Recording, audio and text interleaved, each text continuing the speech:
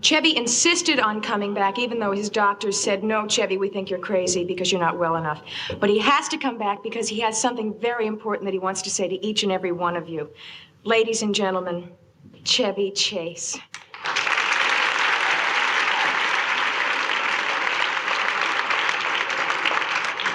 You all right, Jim? You comfortable? Okay, good. Fine.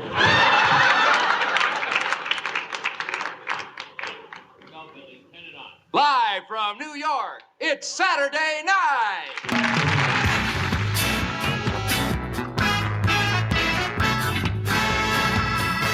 Hello and welcome to the Not Ready for Primetime podcast. We're Gary Seath and Brad Robinson. And you're not. This week, we are talking about Season 2, Episode 4, with host Karen Black and musical guest John Prine. This episode originally aired on October 16th, 1976. Brad? Hello. How are you? Great. We have a special guest with us this week. Yes, help us through this monster of an episode. Very happy to introduce to our listeners Walter Williams, the creator of Mr. Bill, is with us. Thank you so much, Walter, for joining. Oh, no. It's changed. The voice has changed a little bit. Walter, thank you for doing this. Yeah, it's a good opportunity to go back and relive some horrific events and stuff. No, it was mostly good. It was just thinking back at some of the movies, it just seemed like every movie I think about, there was some kind of physical ailment. Like I had an earache or a sprained ankle. Alan Zweibel, by the way, jumped on my ankle for no apparent reason. Well, we were playing football, but still. And so there's a lot of pain in comedy. So maybe that all ties into the opening of this show. Go ahead. Do you remember when this episode aired, watching it and seeing? I actually realize now, digging through all the little caverns in there, is that I was there. I was at the show. Really? Somehow I said, hey, I'm going to be in New York because they said they were going to show it. So it was in Brooklyn, though. It wasn't at 8H. Those few weeks. And so I was actually there. It's like... And where were you coming from? Were you in New Orleans back then, or where were you living? Yeah, New Orleans. Born and raised, and I created Mr. Bill there. Had a little show around town. Had a bunch of Super 8 films, and then incorporated live comedy with it. So it was like the real early days before people were starting to do it. Like I caught a glimpse of Monty Python and things like that. But I just just wanted to do it. So, and a friend loaned me the Super 8 camera. And the film was about $7 and $3 processing. So that fit within my budget. And you were obviously a fan of the show from early on, season 1. You had Mr. Bill on season 1. Can you talk a little bit about what it was like for you in New Orleans at this time, like before season 2, like the anticipation? Was there a lot of buzz? Was there a lot of chatter? Like, were you really excited for season 2 to come back? I was. No one believed me that the first one was on. The first one was on the first season, and it was aired during it was a live coverage of the Endymion Parade. It was around Mardi Gras. Oh. And then I realized Saturday Night Live was being preempted, and they told me it was going to be on. So I called the station, the NBC affiliate, and they let me come by and see it. And it was on, but no one believed me the next week. Yeah, you're just saying that because it wasn't on. But it did finally rerun. It reran about a year later, and people didn't believe me. It wasn't like a big deal, because no one really knew where this thing came from or what. But you had to go to the NBC affiliate to watch it. You couldn't watch it at home. That's right. That's crazy. That's right. Yeah.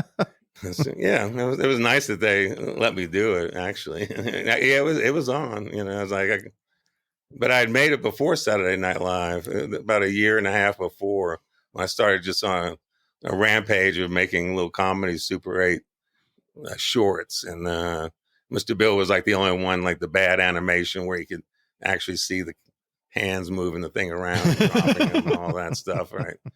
That was just one of the reels. And Saturday Night Live came on. I sent my whole reel in, which of course they lost. But I called them that week and I said, "Did you get the film?" They said, "Yeah, we're going to put Mr. Bill on this week." And I said, "Wow." And sure enough, it was on. So that first reel, how many were there? Multiple Mr. Bills on there, or just that No, first one? Mr. Bill was my only like bad animation gag. They're mostly live action, but they're all comedy based. They're just crazy parodies and the Sky Devils of World War II, like a action movie, but I had a little model plane on the strings and the cockpit, and loose lips sink ships was the punchline of the thing. What can you tell us then? I'm amazed that you were actually here then for this show. What do you remember about being there in the, as you said, the Brooklyn studio to actually see the show live? Not much. It took me a while to even remember. Oh wait, that was the show was there. The thing that stands out the most was after the show was standing outside, and I was standing next to Al Franken, who I hadn't met, but he passed a bottle of whiskey to me for a swig. And but then I actually went to Dan Aykroyd. I think this was that night. Had a after show party at his loft way down in Lower East Side, and he came down operating the lift and everything, and got to meet some of the cast and so forth. That was the second show. In fact, the second film happened when they say, "Well, you have any more of these?" And I said, after the first one, I said, yeah, sure. It's like, so I kind of slapped that one together. I was a little shocked to see it when I watched it. I said, boy, that was really about as crude as I had borrowed another camera, and I didn't have the backdrop from the first film because that all got trashed and destroyed and was somewhere in the past. But that one went on too. And then, So you were in New York anyway, and you just said, "Hey guys, I'm going to be here." You said you're showing the film. No. I said I'm going to be in New York, and I wasn't going to be, but but well, I got another film too. It was like right. It was kind of a white lie. I mean, I planned to go to New York if they said, "Yeah, we'll have tickets and you can come to the show," and which they did, and so there I was in New York. That's awesome. But I knew I was going to go to New York or LA, and kind of from the beginning, once I started showing the films, and they were going over really well, and even starting in the apartment and little clubs around town. I really was serious about it, knowing that I'd have to go to either LA or New York, because New Orleans was just not going to be you can't really have a career in something like that. You got to just go for it, So when I got that in New York, then that kind of narrowed my choices. Okay, we'll be New York, and so then I wound up moving there without any kind of guarantees or anything. And then they didn't. I asked for like reimbursement or like $100 or something to help me just pay for the minor expenses, and so they went kind of dark on me for about a year. So I made some more Mr. Bills just to have them, and then those eventually did wind up getting on the fourth season. No, actually, the end of the third season, Mr. Bill goes to the circus, and Mr. Bill pays his taxes, and then that's kind of when I finally got to meet with Lorne and talked about a future. He said, "Yeah, I was talking about the NBC about you making like 10 films next year," and I said, "And you trust me to do that?" And he said, "No, but if it works, you'll be a hero and I'll be a hero." So we literally shook hands, and that was kind of it. He said, I'll see them each before in dress rehearsal. And if they don't work, I just won't show it, So, and that was for the fourth season. So I was going to be on staff. So you were still sending them in on your own through the second and third season. Right. No pay. Yeah, we'll play, no pay.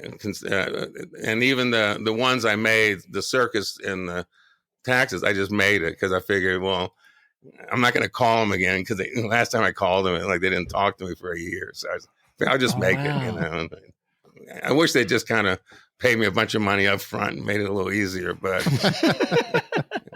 all in all, here we are. Okay. This week's episode, then, that you went and saw live, were you a Karen Black fan? Oh yeah, sure. Certainly aware of her. She wasn't a huge star, but she was in big movies I like Nashville, and so that was big. And I was a big John Prine fan, and that was really great. Yeah, Prine's great.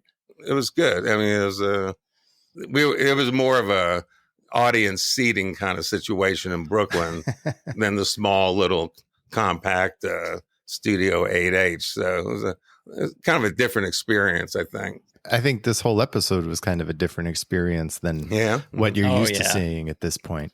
But this was unique because they had to shoot this show in Brooklyn because of the election. That's NBC right. News was using 8H for the studio.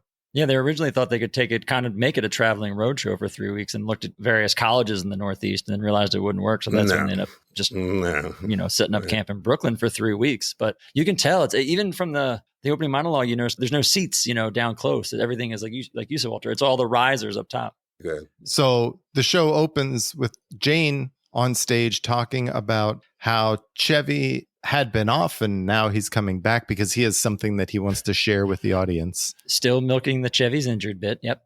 Right. Yeah. So John then wheels Chevy out in a wheelchair, and Chevy looks, like as though he can't move. His head's slumped over, and John asks him, "Are you okay?" And he just kind of mumbles something, and John says, "Good," and then throws him off the stage.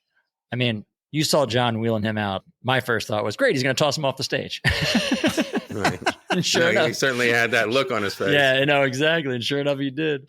Yeah. This was a fast cold open. Mm-hmm. Got right to it. And it was interesting. Again, we've talked about this breaking the fourth wall, kind of the tension between Chevy and John at this point. He's the perfect person to wheel him out and throw him off the stage like this. Right. Yeah, and we get our first instance, and I feel like we see this a lot this episode of technical issues with this first show in Brooklyn where Chevy gets tossed off the stage and it's pitch black. I think you even hear Lorne or somebody try to give a cue or something kind of off camera. I don't know if they're trying to cue him or the lighting guy or the camera. No, you could hear it? They say, I went back and listened to it a couple times, and it sounds like he says, "Now, Billy, turn it on." Okay. But by the time anything actually happened, Chevy says the line live from New York in pitch black. And then a light comes on kind of behind him, and even missed his spot. It was behind him. But yeah. So then Karen Black comes out for her monologue. And my first thought was, they totally recreated home base here. That was your first thought? Yeah. Because my first thought was, oh my God, she has a baby with her. Well, because I saw home base before I even saw Karen Black. Right. So yes, that was surprising that she was carrying her 10-month-old son, Hunter, on stage with her, and she gives the whole monologue with this kid on her hip. Well, it started on her hip, and then the baby got hungry. Yes, and wound up somewhere else, and then on top of her head. Then she does her best efforts, which I will give her credit for, of putting the baby up on her shoulder, getting him as far away from her chest as she could.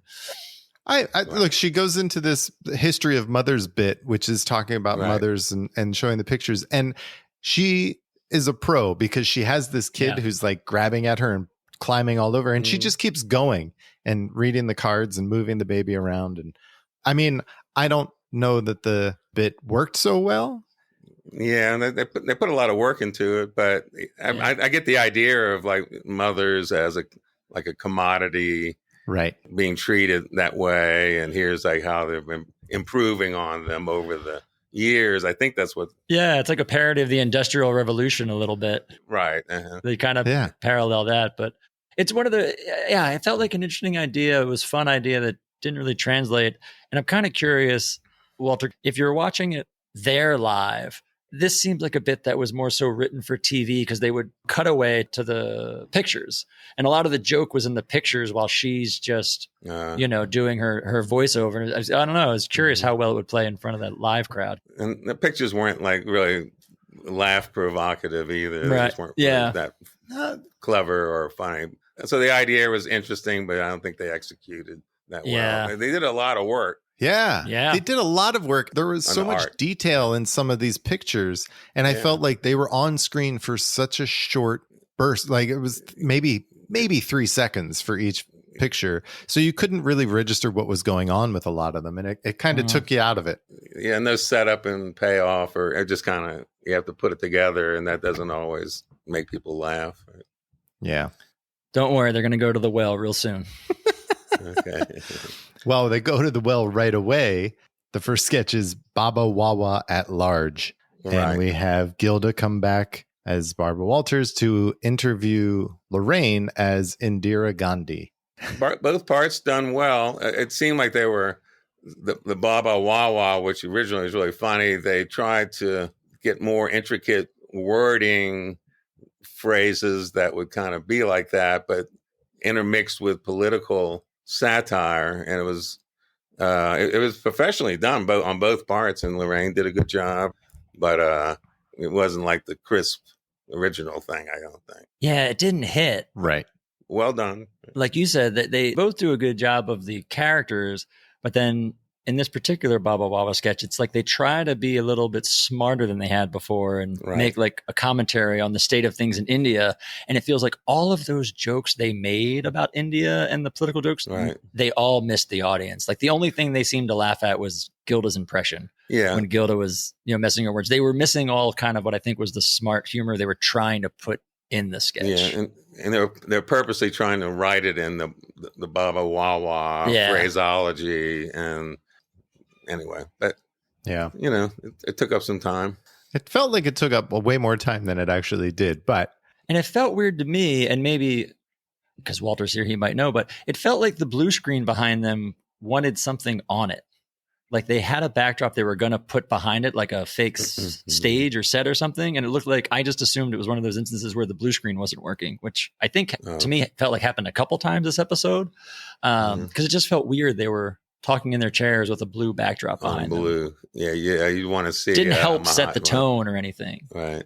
Yeah. I didn't really grab my attention because we see the blue background in the next sketch too. Another debate 76, Chevy and Dan as Ford and Carter. And this time, Karen Black is the host with Garrett, Jane, and John as the panel. And that also, Brad, it's like in front of the same blue wall. But this one made sense, I guess, because we saw it before. They used it for the first debate sketch. So it was it was an easy set for them, obviously, to transport to Brooklyn. It's like, here's a big backdrop with the podiums and the table. But yeah. It was fun to see this one because it actually took place after the debate. The first debate sketch we saw was before. So this one, they actually could reference the second debate, which was a lot of the foreign policy jokes and stuff that they made fun of. And with Ford and the Russian joke was all kind of stuff based off stuff that happened on the actual debate, which was fun. Yeah, I guess the hypodermic was kind of funny for a moment. Yeah. Well, that was them still playing jokes on the whole swine flu. That's right. Bit, which they had joked a couple weeks prior, because I guess apparently it was like the day before, maybe. Which again, here's another instance of the show. We'll give it credit. It's very what's happening in the day. That was, I believe, the day before. Gerald Ford was making a big deal of getting the vaccine, in front of all the press photographers. I forgot that. And they never reference it, like you said, Walter. It's never really mentioned or said. He's just sitting there with a needle out his whole time. So it's a very instance of them being timely and at least crediting what's going on. Yeah, maybe Carter could have pulled it out like early on, so it's not always hanging there. Well, it was interesting because Chevy started the bit with the needle away from the he blatantly audience. did a reveal. Yeah, totally did a reveal. Totally. Yeah. And this is another great example of them setting the blueprint up of these sketches, these debate sketches. Right. Like I said, most of this is based in reality of that debate they had where they were talking about foreign policy, but then you do a Saturday Night Live type thing where now you bring up the Playboy interview again, and you make that part of the debate, which, obviously didn't really happen, but in this sketch, it plays in and it does make it funnier and makes it a lot better. And you get some good jokes. Mr. Carter, you've been criticized by President Ford for making unfairly bitter personal attacks on him. Now, how do you answer this charge, sir? Bitter? Mr. Krauss, in the 1930s in Europe, a man criticized his political opponents for their bitter personal attacks on him. And that man was Adolf Hitler. Now, Adolf Hitler was responsible for the deaths of over 50 million people during World War II. Now, I don't believe that Mr. Ford would purposely kill 50 million people. But his lack of leadership may lead to a total, fiery, demonic holocaust. President Ford, rebuttal? Well, once again, Mr. Carter is playing fast and loose with his figures. During World War II, of course, only 40 million people were killed. Excuse me, Mr. President. Mr. President, I would like to ask Governor Carter a question, if I may. Governor Carter, you have said that the Playboy interview may have been a mistake. Do you think you were being too honest with the American people, and do you still lust after women? Well, I don't think there's such a thing as being too honest, Mr. Montgomery, and just to prove it, I'm going to answer honestly how I feel right now. I want to say that you're a very attractive woman.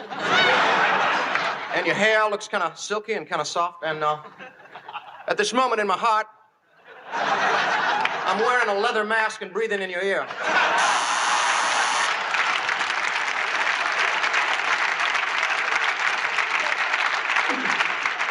President Ford, rebuttal. Well, of course, as you know, I have lusted after only two women in my life. They are, of course, my lovely wife, Betty, and my lovely mother, Mom. But you could see Dan's really still working this impression and getting it better and better. It's like it's starting to tighten up. It's now. definitely better. Yeah. Everything Danny does. Yeah. His Nixon is like the cruelest thing you can do to someone. Good. It's so good. To do you that way. It's like, Did Karen Black did she strike any of you guys as odd? Whatever she was doing with her voice felt really weird to me, unless that was an impression of the person who actually moderated. I assumed it was some sort of impression on a moderator, but I think so. Yeah. And Belushi's was a little weird too with the sunglasses. But, yeah. Yeah. He didn't really need sunglasses, but unless he was trying to imitate someone. Yeah, that one seemed weird. Karen Black got into the sketch though and started laughing. She did. At one of Chevy's jokes. Yeah. Mm-hmm. It's long though. Yeah. I like the ending of this better, where they actually, talking over each other and trying to do their closing statements on top of each other was a decent ending. They do the Chiron bit again, which they did. Yep. It wasn't too long something like that. That's the joke. And then you get out, No. And then the Chiron bit again, which I thought I had a hard time reading that. There was a lot of names there. Right. Mr. A lot Peanut. of them felt the same. I think they were. But that's based on they were doing a running Chiron stuff already quite a bit, right? Yeah. Well, then we come back to the audience, and I thought we would see a Chiron, but actually we see Karen Black in the audience to introduce John Prine. Right. Again, trying different things, still trying different things as intros. This, this I thought worked better than some of the other stuff. Yeah. Did you know John Prine was apparently a substitute for the Beach Boys this episode? I did not. Wow. Yeah, I was reading an interview. I don't know when in the timeline they backed out, but apparently the Beach Boys were supposed to be the musical guests, and he's friends with Belushi. He started playing in Chicago at a place across from Second City, so they'd go in and watch Second City. Belushi and those guys would come watch him. So Belushi apparently would champion him, and I guess it happened a fair amount of times those first few seasons, because John Prine was in an interview saying anytime a guest would back out or cancel, John was always pushing Lorne to get John Prine on. Wow. And so this time it actually happened. We will get Brian Wilson later this season as a guest, but I'll take John Prine. I love John Prine. He performs Hello in there from his 1971 debut album. This is a great song. This was great. Mm-hmm.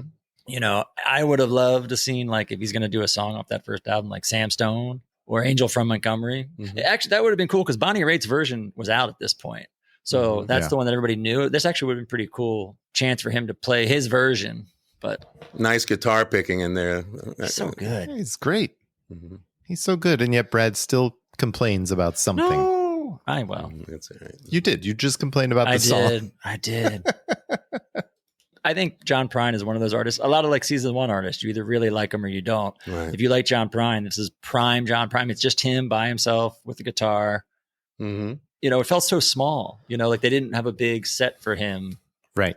There was nothing. There was nothing on it. It's almost like they try this episode to hide from the viewers that they're not in 8H. Yeah. Like all the sets are like one wall, two walls. They're very small. Both of John Prines are on that little like small home base extension, but like you said, it's all black around and just a spotlight. It's like they're not trying to reveal that they're not where they should be. Right. And all for a lousy election. What was this studio? Was this another television studio that they were in, or was this? Like it was like I guess something a little bigger, maybe for game shows or something like that. It wasn't. Okay. It seemed it was a lot bigger than 8H, which is tiny. Yeah. It was an NBC studio. Yeah. Right. Got it. Which I wonder if they miss any of that, of not having the audience right on top of them and right in front of them on those stages. I wonder how much that affected those guys. Yeah.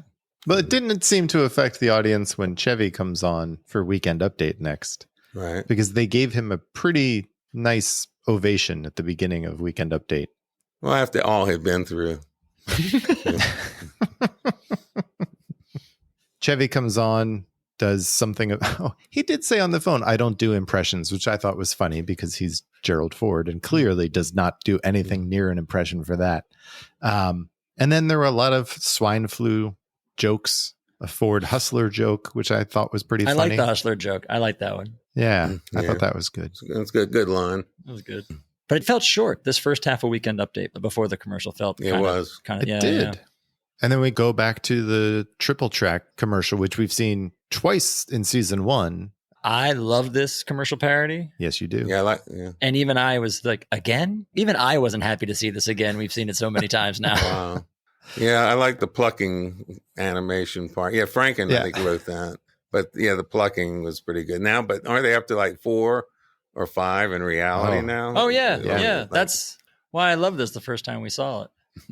That's right. Yeah. But it was right around this point, unfortunately, where I wrote down my note of, I do not like this episode. I haven't liked the sketches. I don't like Weekend Update. And even if they're putting triple track back and I can't enjoy it, I feel like I'm in a bad place watching this episode. Right. Okay. Yeah.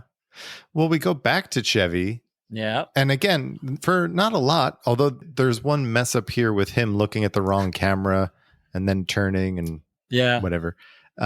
We saw that early in season 1, but that I thought was maybe had something to do with this setup. I think this one was, again, same thing like that. The cold open, there's just technical issues. The camera guy doesn't know what to do, or the wrong camera was on. Or, who knows? I liked his final joke. Our final story tonight, of course, the 1976 World Series. Yeah, and that was it. Right. And that was it. Puts the paper down. It was a good Chevy joke. Yeah. It was short, though. I mean, including the commercial, the entire Weekend Update was 5 minutes. Yeah, it was short. Well, we have another commercial really to kill time. This one is not a pre-tape, it's live. Mm-hmm. And it is a commercial for Green Cross Cupcakes, which it's Karen Black and John as a couple, and she's telling him to eat these cupcakes because they don't cause cancer. Right. That's good. His immediate reaction made me laugh because he was like, what?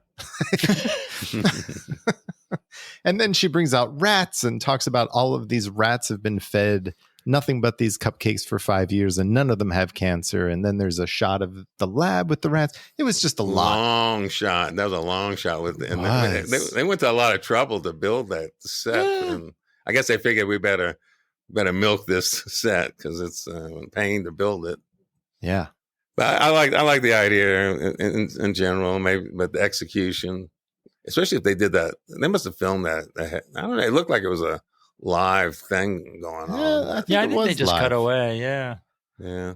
I mean, the funniest part to me was just John stuffing the cupcake into his mouth. Oh, well, you know. And then they cut away at one point, and it's like a close-up on Karen Black, and they pull the camera back, and you can see him watching her, waiting to stuff it more when he's on camera. This is an example of nothing hitting. Like Tom Davis has written about this. He wrote about it in his book. Him and O'Donoghue wrote this sketch after smoking ridiculous amounts of pot. They wrote that one? Yeah, this is a Davis with O'Donoghue. Mm-hmm. And it feels very O'Donoghue, especially the rats with cancer, especially when you cut to the lab, I guess, product shot, if you will, of a lab of rats with them walking through. That feels very... Yeah, only he could get that produced. Yeah. Mm-hmm. I don't know. I didn't love John in this one. You know what I liked the best? I loved Chevy because I felt even Chevy knew this sketch was tanking. Yeah. Because he walks out, he says his line, and he looks at him, he's like, bye, with a smart ass look and skirt. Like, even he knew that this was just going nowhere and had to get the hell off. Right. And I feel like they had to have an applause sign because the end of the sketch, they try to feed the cupcakes to the rats. And that's supposed to be the end, and they don't do anything. And there's just like a 3-second of just silence, and all of a sudden the slow applause starts to come from the audience. I feel they must have thrown the applause sign. Because even Dan's voiceover, he has dogs love him too. No laugh. There's just nothing. And then the applause come. The studio had the applause sign from probably the game shows. That's about all they had, I think. It was the applause sign. So they did have an applause sign on this, Walter? I think so. I mean, it felt like a regular studio. Right. Okay. You know, if you But this is where I really noticed it, where it's such a small set, and it just felt like there was a blue screen outside the window that felt they wanted a backdrop, and it just felt very tight. And then I started realizing it was like all the sets, other than home base, like you said, Gary, they did make home base pretty big to feel like it was the usual. Everything else so far has been so tight and small. It's interesting. Well, from there, we roll to a pre-tape, and this is Chevy, Jane, and John, just as an Amish family sitting around reading the newspaper. They read about a bank robbery, and then they say, "We're needed. Let us roll." And then they... That was a good line. Let us roll. Yeah. Very Yeah, slow. Let us roll. Yeah. And the whole setup was, it's a television program, and they are the active moralists in search of harmony, the Amish, and it's starring Chevy, Jane, and Dan. Done like the Mod Squad. Yeah. Yes. But slow. But you know, one of these, when you do a skit like that, it's got to be slow. You got to have them stand in line way longer than you ever want to edit something, you know, where it's groaning, but you kind of have to go through the whole step by step, and then to get it like, oh, that was a week ago, and like they're Amish, and they have to walk the 30 miles to Lancaster. Right. They're young, they're cops, they're Pennsylvania Dutch. And then they walk to the bank, like you said, Walter, and they wait in line to offer help.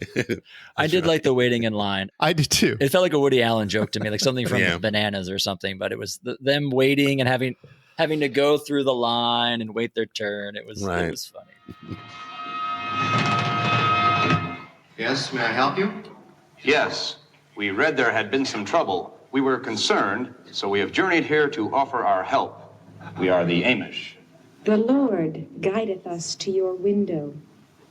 What kind of trouble? The bank robbery. We read about it in the paper. Well, the bank robbery was last Tuesday. The evildoer shall be stricken and fall like unto the overripe fig. So saith the Lord. May we be of some help? No, I think everything's under control. The robbers were caught. They were arraigned yesterday, I think, and they're going to be up for trial on Friday. Well then, our work is done. Next week on Hamish, The Other Cheek. Watch for it. Yeah. My wife, we watched it and said, "This is long." I said, "Yeah, but it is long. They have no choice. They have no choice. I mean, just the shot, even. It's like, but if you're gonna go with that premise, that's what you got to do. Yeah, almost an Andy Kaufman type of dead time. Like, I really liked that sketch. I did not enjoy the next sketch, but Brad, there were multiple sets in this sketch. So did you enjoy that a little bit more? No? You know what? I didn't. And here's why I didn't. I didn't like the main set because it felt it was very cheap. Like there were no walls on the side. Like whenever they did the side angle, it just fell off into black. So I didn't like the fact that it was just her sitting in a chair. I did notice it and it did bother me. Yes. Well, that's why I was like, oh, is this a television studio or like a theater space? Because it feels like like a theater piece, right? Like a live performance. But this is Karen Black as Catherine the Great. John is coming for her help for the Cossacks, and then she finds out that her lover is here, and so she leaves.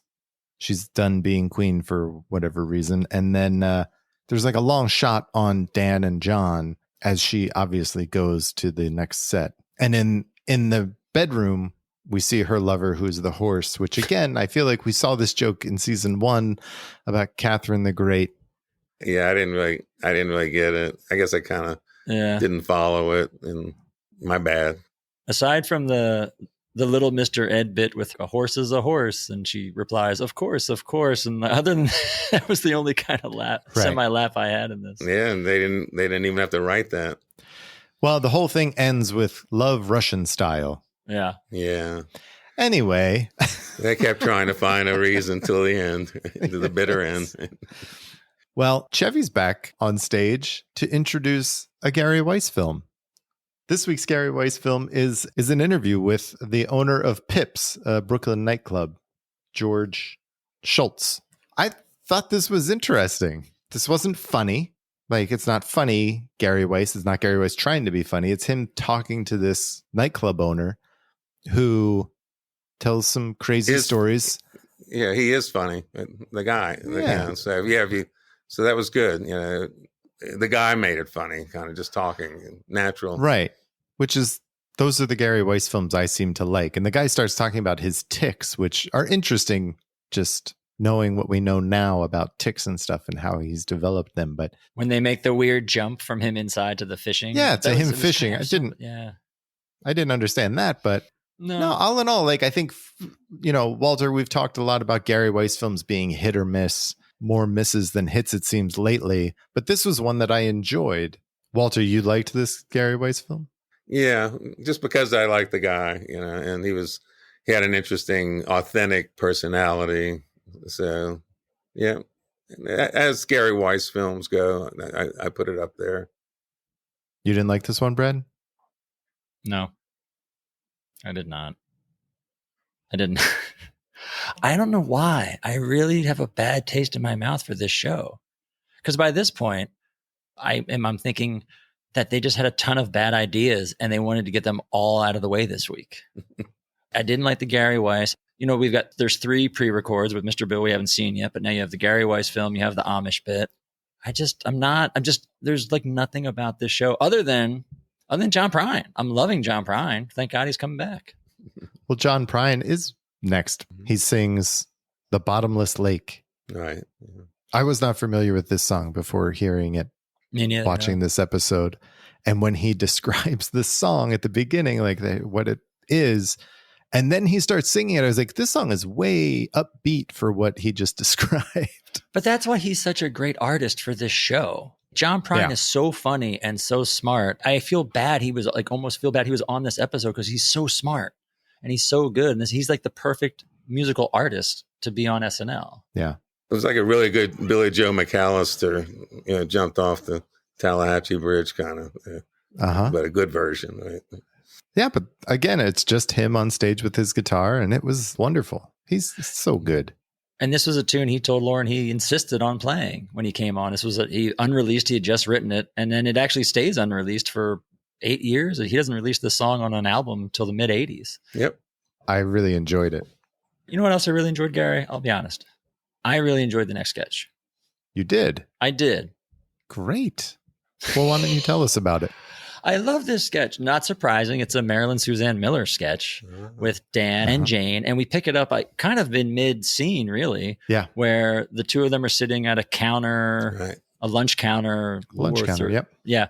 And you realize that they're former high school classmates and they've randomly run into each other. And you're basically just watching the two of them interact 10 years later. Like it's a very Marilyn piece, kind of slice of life. It's one of those things she writes where it's not really written for laughs. It's kind of almost like a dramatic piece or just there's some laughs in it, but it's not a ha-ha piece. Right.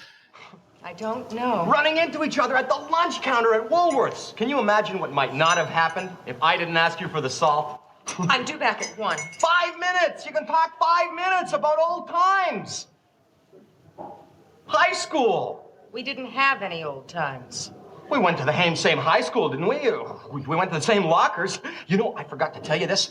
I had your old junior year locker in my senior year because I found this piece of crepe paper, from one of your pom-poms, and I saved it. Why? It was something to save, something to keep, a memory, a souvenir.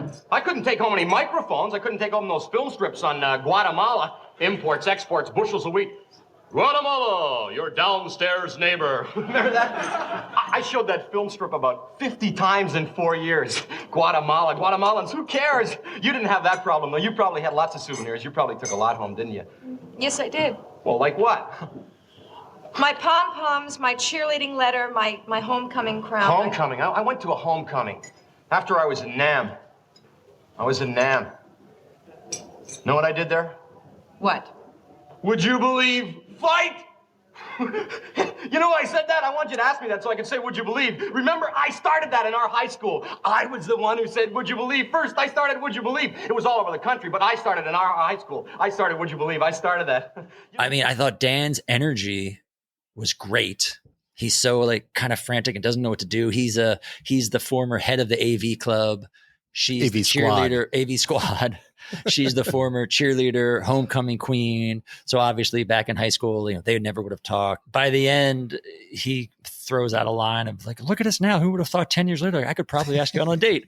And she looks at him, and the beat before she says no is amazing, because you have to watch the sketch, and because she tries to leave like 3 times during the sketch and he keeps her coming. He's like, oh, you don't have to go back to work. I know those people. I'll tell them you're with me. It's okay. And then he kind of tries to throw that line in so offhandedly. Oh, I could probably just ask you out. There's like a 2-second pause, and Jane just gives him the stare and no, and then gets up and leaves. I thought it was such a great sketch. So well written, so well acted. And what's great is Danny immediately brushes that off. He's on to the next bit of whatever he's. I agree. That's my favorite sketch on the show. Very well written. A lot of times I suspect maybe Danny writes it because Danny had such an advantage in the writer's room on Monday nights, because he could go in there and deliver the character and everything when he pitched the skit. Maybe they were already kind of working on. I don't know what the history is, but Danny's great. That was my initial thought too. Watching this was did Dan write this? He had to have helped. Like some of those lines about, they're so good about like his car. Well, the car. And when he talks about we were the 7 guys who cared how the microphone sounded in the gym or he just. Yeah. But I agree with you. Like the performances were so spot on. Just her annoyance, which led to disgust by the whole thing. And we all know people like this character that Dan's playing, and his energy just doesn't wane. Like he's constantly going. It's awesome. Well, Walter, do you want to set up the next bit? Boy, I was shocked when it came on. I said, wait, where's the Mr. Bill? I can't believe it looks so bad. I put a lot of trouble into putting the party together, like where he's going to, at the end, and setup of the events to getting ready for the party. I don't know if that even came across in the film or not. I ran out. The first backdrop from the first film was long gone, so I found this wrapping paper, and that was the background. and they say these cameras can't get too close, so everything is too far away. And if we could do the history just real quick. So season 1, Saturday Night Live starts doing home movies. They put a call out. If you have a home movie, send it in. You're one of the people that do. Mr. Bill gets on. It gets put on the air. It's probably one of, if not the best home movie we see season 1. What happens between then and here? Do they reach out to you in between, or did you say like, hey, I've got another one. Let me send you something again? Yeah, I'm pretty, I call people back and stuff. And because they did get laughs, I remember watching it in the studio. Like it begins so cutesy and all. And I could hear some groans in the audience. Like, this is so bad, what kid? And then as soon as, Spot's got to go now, and he gets squished, and then there's a big laugh. And then from there to the end, it was pretty much, nonstop laughs, which was pretty gratifying. But between then and there, I don't know. You're talking about the 70s. It's like... But so they didn't ask. They weren't asking. This was you like staying on them saying, hey, I've got more stuff. Let me put another home movie on. Somewhat. It was I can't remember if they called me back or I called them, but it went over well. Yeah. And I very well called John Head. He was the guy, my in between with Lauren's kind of quiet confidant. Yeah, I actually heard a real interesting story from Tom Schiller about the first film.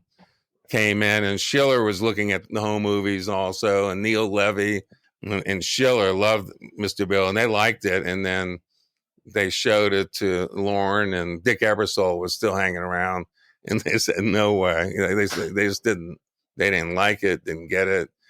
But Schiller didn't give up. He actually assembled, you can ask other people about this. I wasn't there. I heard about it. He assembled all the writers and the cast into Lauren's office, brought the Super 8 projector in, and showed the film, and said the place was a laugh riot. People on the floor. And if it weren't for Schiller kind of going the extra push, it wouldn't have gotten on. Oh, that's amazing. Well, I really enjoyed this one. Oh, well, thank you. So Mr. Bill goes to a party. Dr. Sluggo takes off his arm. Like, there's just... Loses an arm. He's got acupuncture. Right. Say, Mr. Bill, Dr. Sluggo says that arm will be as good as new in no time. Say, Mr. Bill, we're going to a party later, so we better get cleaned up. Let's wash your face with some water. Here's some water. Say, Mr. Bill, while we're at the party, they're going to be reconstructing your set. What? What's that, Mr. Hand? Construction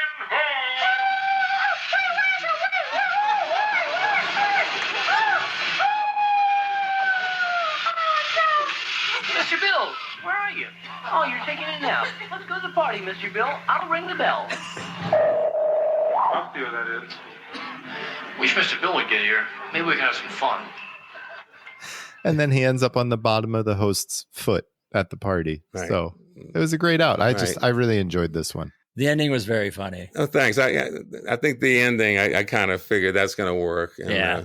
I went put the whole little party together to shoot that. Maybe if I'd gotten a better camera for the first part. Actually, somebody shot that in 16, the little ending segments. Okay. But I think they got better over the years. Just Mr. Bill was like my film school of really being able to make films and then get the response from the audience and see what worked or didn't work or what I thought should have worked and trying to refine it into the next one. But I made like 25 of them all in all. Wow. And especially the 4th and 5th seasons were when I made the most of them.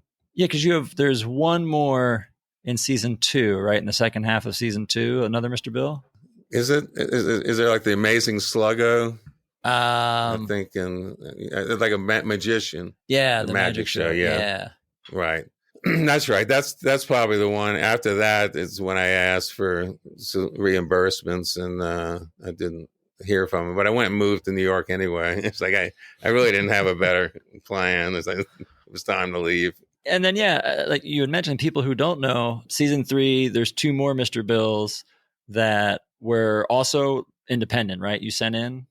Yeah, I made those after I moved to New York and just made them, but they never responded. I actually sent them. I didn't know if they'd looked at them or anything. So literally almost a year went by. And you didn't know they were going on till like you saw them that night on TV? Well, I knew, the week before. Okay.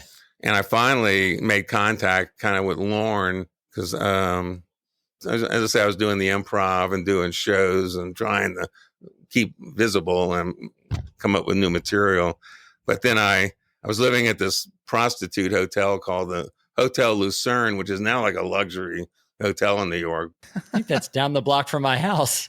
Is it on like the Upper West Side in the 70s? Yeah, in the 70s, that was a nasty place. And that's like I went.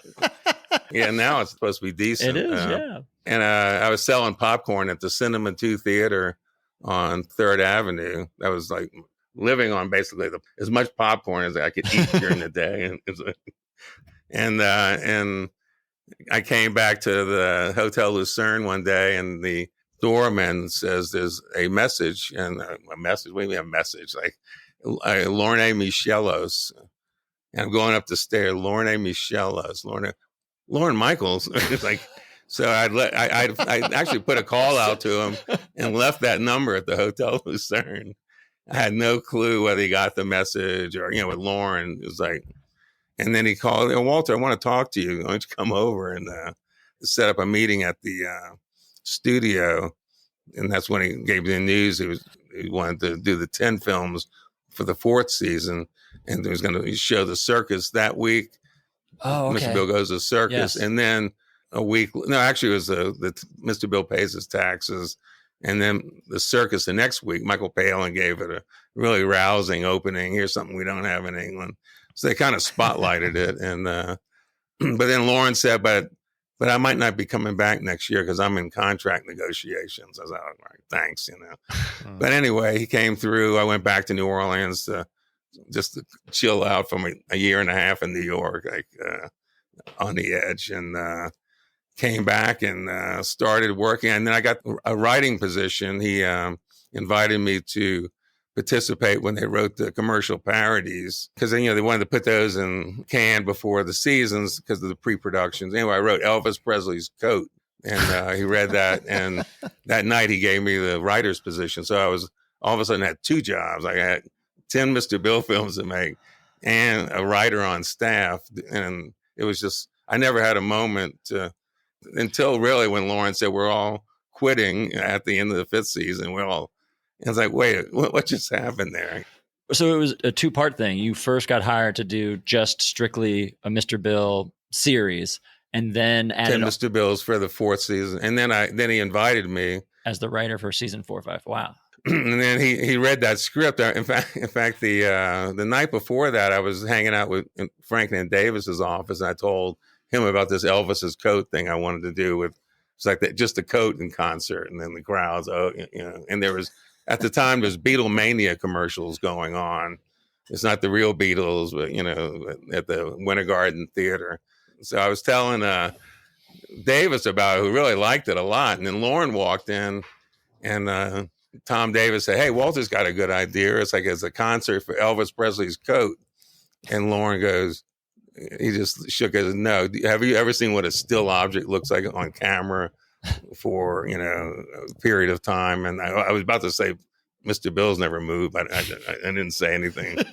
And then, so Lauren basically just shook his head no and left the office. And then Davis says, "Don't worry, just write it anyway. Just go ahead and write it, And I did write it, and it was on the stack of scripts the next night for the Monday. They had he read the scripts for the commercial parodies, and he didn't know what he was reading. He just take it and read it. And he got through the stack, and he was Elvis's Coat, a definite. Right? And then Davis looked over at me. So now you see how things work here. Not really. I really don't know what just happened. But that night he waited for me. He waited for me at the end of the hall downstairs, leaving 30 Rock. He was standing up.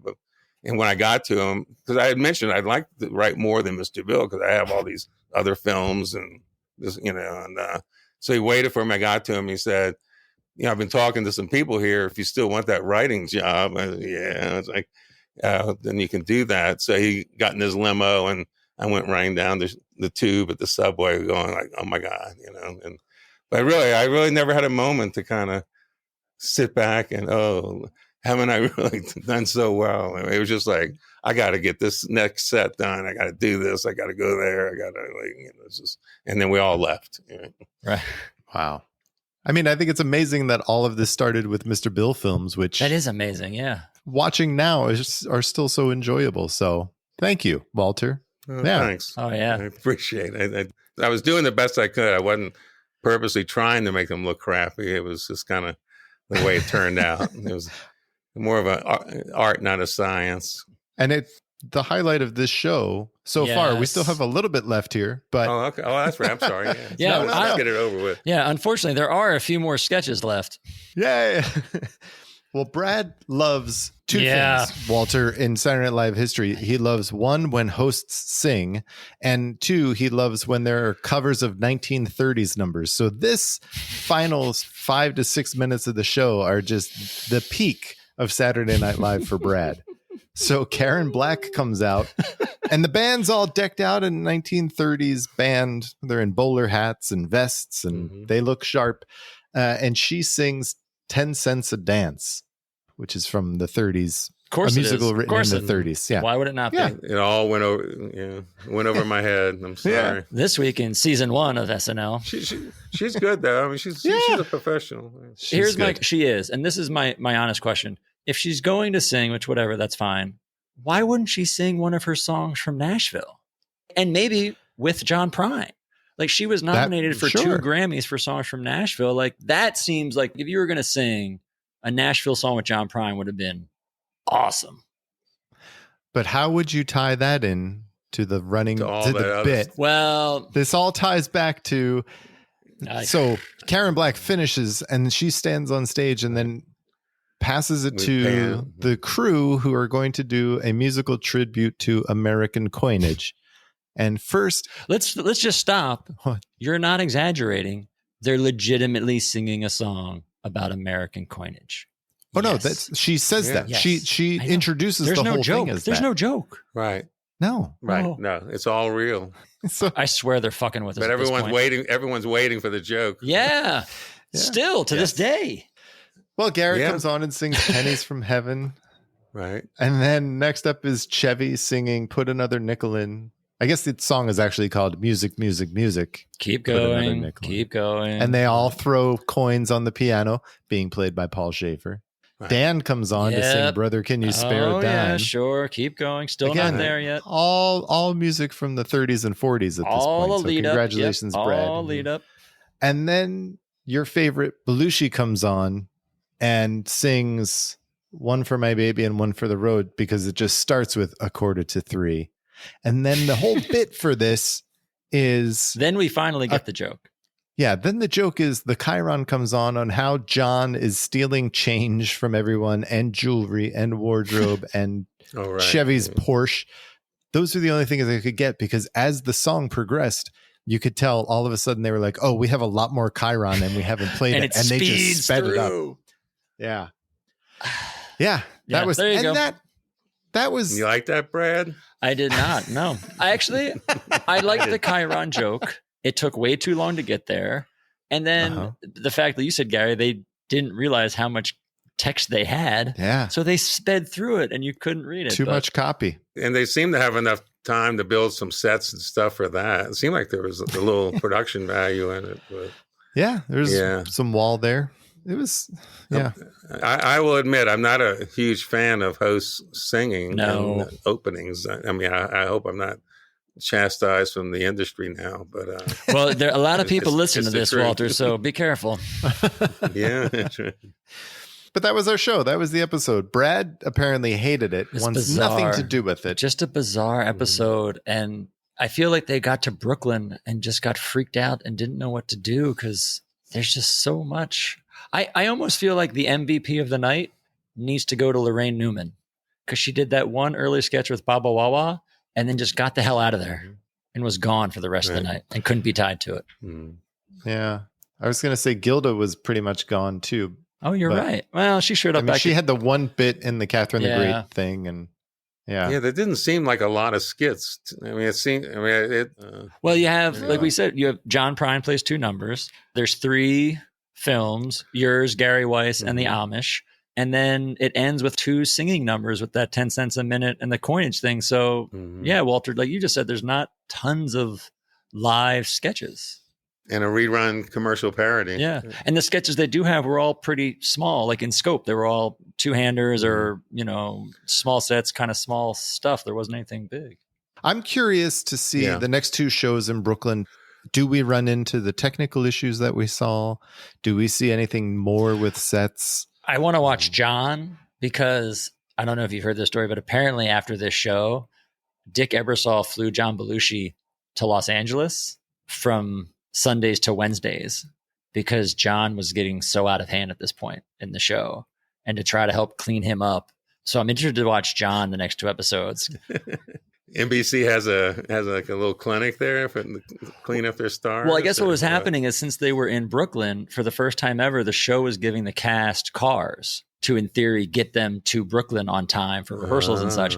And what would happen was, apparently, John would just not take his home and would take his car out all night. And so there were days, apparently, he wouldn't show up for rehearsals, or they'd call and he'd gotten home at like 8 in the morning before. And so I guess this was the time Dick was still kind of around with the show, even though he had moved on to the bigger role. But he made a deal with Lauren where for these 3 weeks while they were in Brooklyn, after this, he flew John to LA and stayed with him for 3 days, and then flew him back on Wednesdays. So. Boy, and that should straighten you out.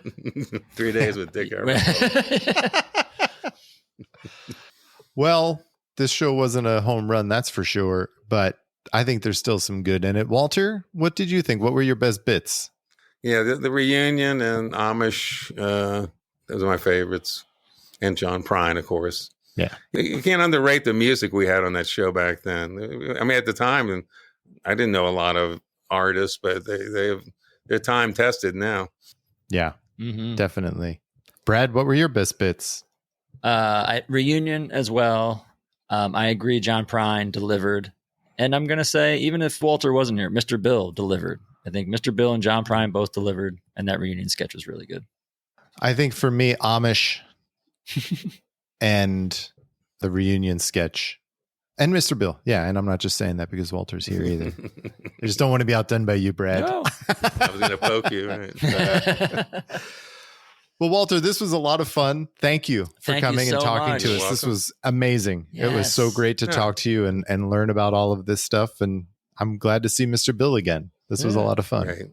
Okay. Maybe you'll see more. Take Yeah. care. Thanks Looking for having forward me. Of Thank you. course. Next week, we will be talking about season 2, episode 5 with host Steve Martin and musical guest Kinky Friedman. Until then, good night and Good have night a pleasant and tomorrow. Have a pleasant tomorrow.